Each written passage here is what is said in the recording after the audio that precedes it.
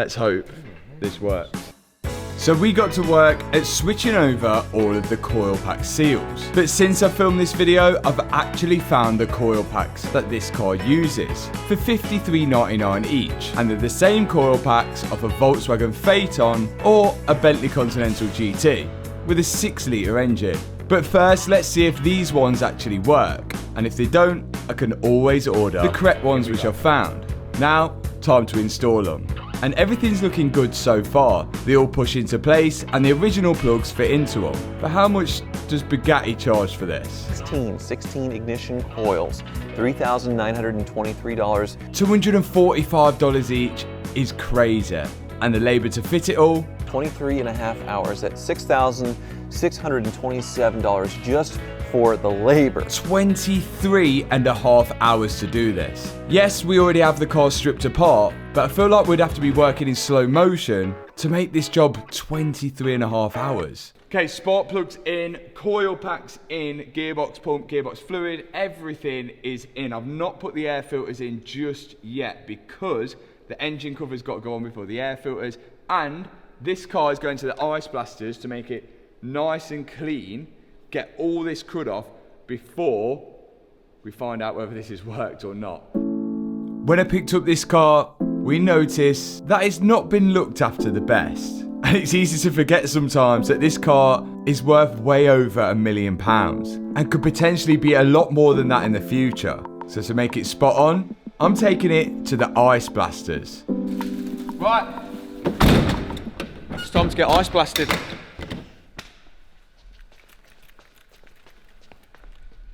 Let's go. So the ice blasters use dry ice to freeze the dirt that's on the car, then hit it off it with ice as well. There's a more technical explanation, which the guys will explain on the video that they filmed, which I put a link in the description for. And you can also book your car in with them as well. But the good thing about this Bugatti is when you do put the VIN into car vertical, the check comes fully clear. There's no outstanding finance, it's never been stolen, and there's no records of it ever being damaged. I can see the full mileage history of this car, and I can see that since 2023, it's barely moved. On top of that, I can see the full timeline of the car. And this car got imported from Dubai, and I can see that it come to the UK in 2018. I can then also see every time it's had a number plate change or ownership change. So the car's all done. It's looking nice and fresh once again, back to how it should be. So it's back over to Matt. Now, if you did check a car out on Car Vertical when it wasn't an accident, then it's likely to show you photos of when the car was damaged and auctioned off at the car crash auction site. So keep that in mind. For now, the Bugatti is back in the workshop. And the Veyron is back from the ice blasters and it's looking so clean. Like everything's like back fresh. I did say I want to bring it back and they can coat it with like a protective material as well, so it prevents it from getting all dirty again. I've just noticed all the suspension arms, look how shiny they are. That is mega. And remember, if you want to set your car out on Car Vertical, you can do with the link in the description box below, and I put a discount code which is on the screen right now, so make sure you're checking your car out before you buy it. Right, it's a big moment now. We're about to find out whether all our service kit is actually worked. First thing we're going to do is see if the gearbox pump builds a pressure. And I've got to connect the jumper pack on because it seems like our battery's got a little low. Ready? And the pump come on. Pump's pumping. Oh! And cut out. Oh. But then it come back on again, which isn't a good sign. It should only come on once to build up the pressure. But it kept coming back on. Well, yeah, the only reason to keep pumping is if it didn't have enough pressure. The only way I could find out is plug in the auto. Maybe there's a fluid leak or a pressure leak somewhere. It's just air. Yeah, let's plug the auto in and see what pressure it's got to. Let's have a look. The auto's now going to tell me how much pressure it's built up in the gearbox. So it's only at 2 bar of pressure, which is effectively nothing. It's only at 2 bar, which is not enough to shift. So if I try and shift it,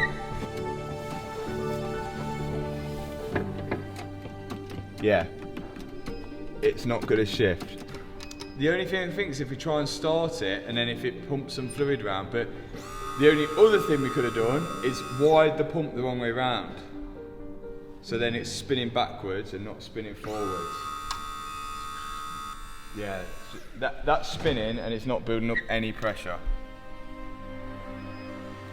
Yeah, that's not doing anything. So we fell at the first hurdle. To eliminate that it's got nothing to do with our dead battery, we're going to get the car in the ramp so we can remove the old battery and go and buy a new one. I'm gonna go get that.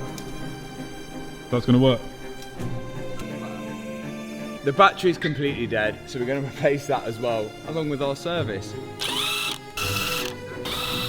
The battery comes out from underneath the car. Even though you can access it from the front storage area, it has to be removed from underneath. And here's the old one, which looks like it's already been replaced. But these AGM batteries, once they go flat, it's really hard to revive them. So here's our new one. Yeah! From Halfords. We're securing that in, and then we can push it back up into the frame and tighten it all down. That's one new battery installed. We're going to see 1, whether it builds up gearbox pressure, 2, whether it actually starts up, 3, whether our service pack works, 3, whether the coil packs and everything work. It's a huge moment. I'm just going to start it and then turn it off. Let's see.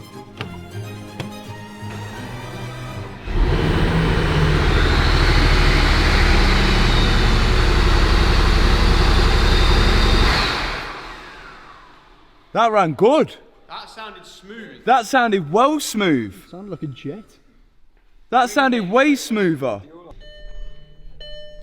See if it goes into neutral. No. Run it again. That first start or not was a little bit of false hope.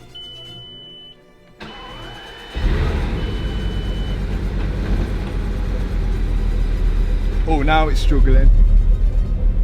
Oh, now it was misfiring. Every light is on the dash. And the engine light was flashing. Don't sound good either. We're running on a couple of cylinders. That was not good. Every light was on the dash then. And on top of that, after I scanned the car with the Autel, we were still getting multiple cylinder misfires. Maybe those coil packs didn't work after all. I think we change the coils back to the other ones, try that, and then try the pump the other way round. Let's try it. Red's going on to the left, and Which is brown.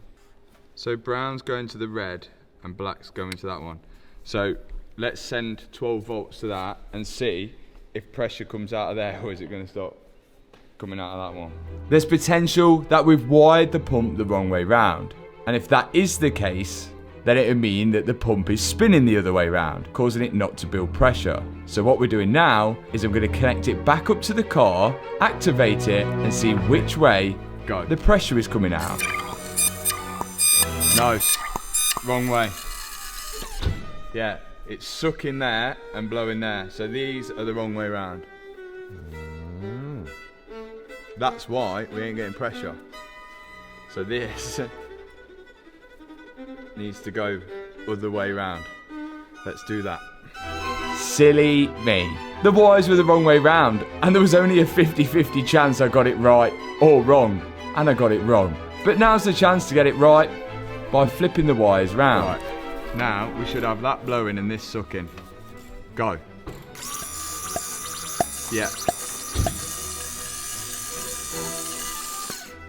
Okay. Let's hope this works now. With those wires switched round, I could now fit back in the pump and everything else on the gearbox, and whilst we was there, was also going to change back the coil packs to the original ones because I don't think the car liked our aftermarket ones. And 23.5 hours later, it was ready to try again. She's all in, and fingers crossed, it's gonna work.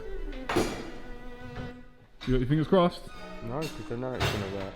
You're that confident? Yeah. What about you, Leon? If Tony's that confident, I'm that confident. Neutron? If they're that confident, I'm that confident. Matt? The gearbox is going to work. I think the misfire's still going to be there. Ooh. Because all we've changed is the spark plugs, because the old coils are back in now, and I think it is the MAF sensors. I think it is. But we ain't got them yet. But let's see. Let's see what happens. The pump primed up again once we opened the door. Now we had to wait. When do we start panicking? No, it's just building pressure. When flames... Right. If it goes bang. Can you stop it now? No. Unless you can quickly unplug this box and take the relay out. Slowing down. Yeah, it's not slowing down because the motor's burning Yeah, out. it sounds like, do you know when you got your toothbrush and you... Oh. There we go. You're going to have pressure in there You now. reckon I got gears? Yep. 100%, that was on for ages. That was building pressure for ages. Yeah, but it did have 2 bar.